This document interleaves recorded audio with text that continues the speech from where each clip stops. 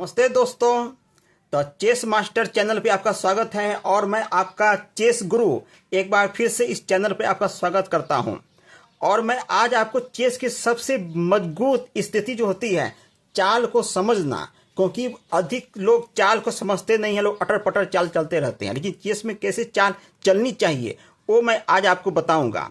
इससे पहले आप इस चैनल को सब्सक्राइब कर लीजिए। आप सब्सक्राइब कीजिए द चेस मास्टर, अपने गेम ग्रुप को जरूर सब्सक्राइब कीजिए और बेल आइकॉन को क्लिक कर नोटिफिकेशन को ऑन कर दीजिए और अंत तक इस वीडियो को देखिए और समझिए कि इस चाल को कैसे हम चलते हैं। हर मोहरे को के बारे में बताएंगे कि वो सारे मोहरे कैसे चलते हैं। तो हम शुरू करते हैं इस वीडियो को। दोस्तों देखिए, हमने बिसात बिछा दी है, आप देख रहे हैं। और सबसे पहले मैं बताऊंगा कि सैनिक जो होती है वो सबसे पहले जानते हैं कि सैनिक की मार खाती है और यहाँ भी सबसे आगे सैनिक लगी हुई है। और सैनिक जो होती है वो हमेशा एक घर चल सकती है या शुरुआत में वो दो घर भी चल सकती है, क्योंकि पहली बारी वो दो ही घर चाहिए तो चल सकती है या आप एक घर चल सकते हैं, अपने चाल के अनुसार चल सकते हैं। ये ऐसे से चल सकती है। अगर मान लीजिए कि वो ऐसे चली, यहाँ पर में कोई यहाँ पर गोटी आया तो ऐसे नहीं काटेगी। अगर मान लीजिए कोई गोटी यहाँ पे आ गया तो ऐसे कभी नहीं काटेगी। सिपाही हमेशा आमना सामना कभी नहीं काटते हैं, सिपाही मारे जाते हैं और वो तिरछा मारे जाते हैं। आप समझ चुके होंगे कि सिपाही जो होती है सैनिक वो कभी भी सीधा, अगर गोटी ऐसे आ गई है तो इसको नहीं मारेगी, वो ऐसी सुरक्षित रहेगी, वो इसी को मारेगी, क्योंकि सिपाही सबसे पहले तिरछी चाल से मारी जाती है और सिपाही को सबसे पहले मारता है। आप समझ चुके होंगे कि वो नहीं पीछे जा सकती है। सिपाही जब एक बार आगे चली गई तो कभी पीछे नहीं जा सकती है। आप जानते हैं कि सिपाही कितने मजबूर होते हैं कि आदेश दे दिया सिपाही को तुम आगे बढ़ो तो आगे ही बढ़ सकता है, लेकिन सिपाही को हम लोग पीछे बुला सकते हैं, लेकिन चेस में सिपाही कभी पीछे नहीं आ सकती है, वो हमेशा आगे ही चलेगी। वो बात ध्यान रखिएगा।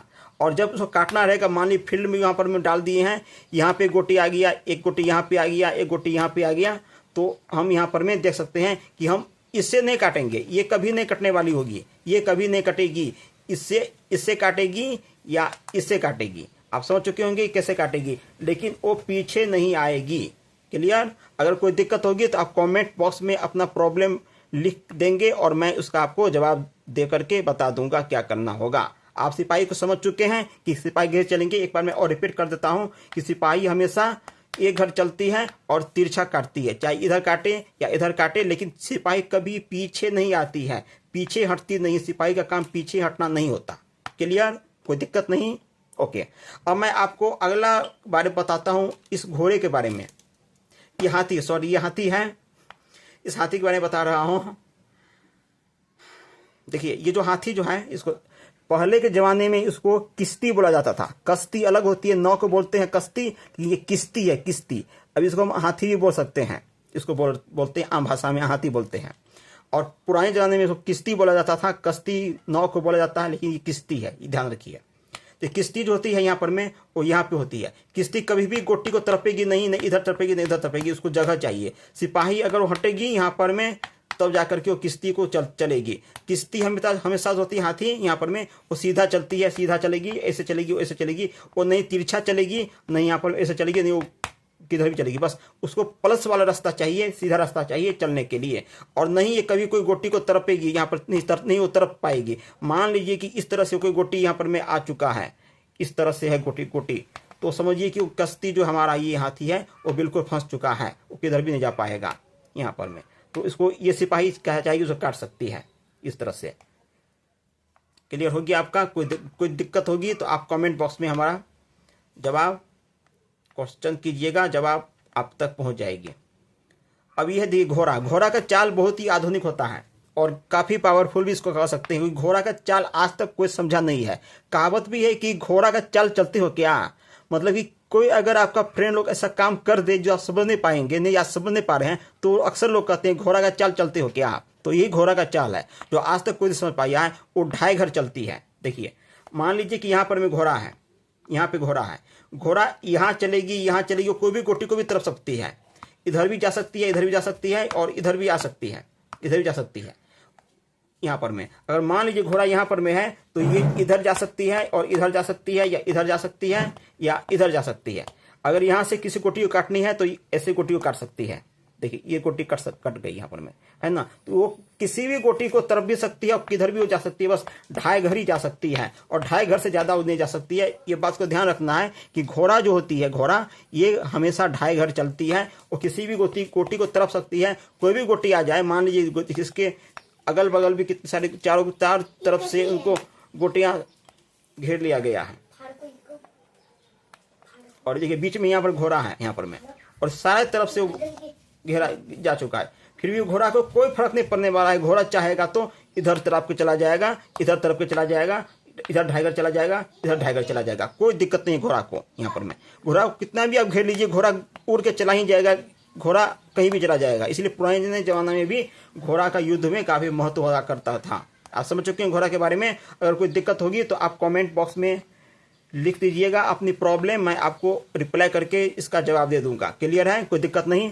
अब मैं आपको बताऊंगा ऊंट, इसे हम ऊंट कहते हैं, लेकिन पुराने जमाने में उसको वजीर बोला जाता था, वजीर। अभी सिंपल भाषा में उसे आप ऊंट समझ सकते हैं। और ऊंट कैसे चलती है, देखिए ये काले वाले ऊंट हैं, ये उजले वाले ऊंट हैं, दो ऊंट हैं, ठीक है। लेकिन ये दोनों ऊंट जो होती है ना, काले वाले हमेशा काले वाले पर ही चलेंगे, तिरछी चलेंगे यहाँ पर, ऐसे करके रास्ता इसको चाहिए जाने के लिए, वो नहीं कोई गोटी तरपेगी। काला वाला ऊंट हमेशा काला वाला पर ही चलेगा, ऐसे नहीं तरफ सकती है, उनको रास्ता चाहिए चलने के लिए, ऐसे वो जा सकती है, या यहाँ से इधर जा सकती है, या इधर जा सकती है इधर से। और ये जो व्हाइट वाले जो ऊंट हैं इधर वाले, उसको भी रास्ता चाहिए जाने के लिए, वो भी तरफेगी, क्योंकि वो हमेशा व्हाइट पर ही रहेगी। काले वाले ऊंट काले पे और व्हाइट वाले ऊंट व्हाइट पे, वो ध्यान रखना है। इधर भी काले वाले ऊंट काले पे और व्हाइट वाले ऊंट वहां पर में व्हाइट पे चलेगी यहाँ पर में।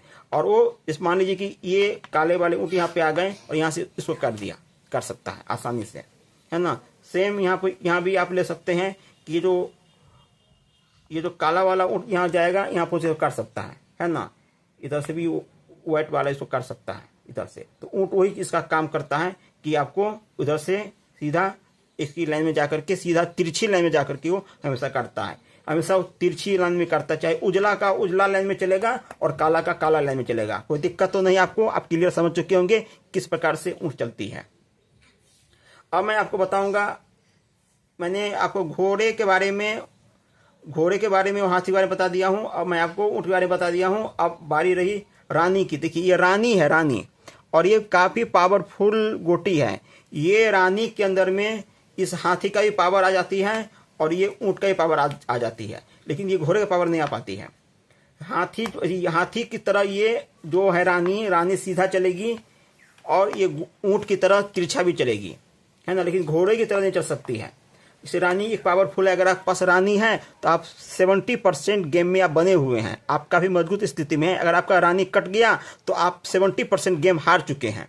इसलिए रानी को सुरक्षित रखना काफी जरूरी होता है अंत तक। ये आपका गेम कभी भी वो चेंज कर सकती है रानी, इसलिए रानी को हमेशा आप सुरक्षित रखिए। इसके अंदर कोई न कोई यहाँ पर में सपोर्ट जरूर रखिए।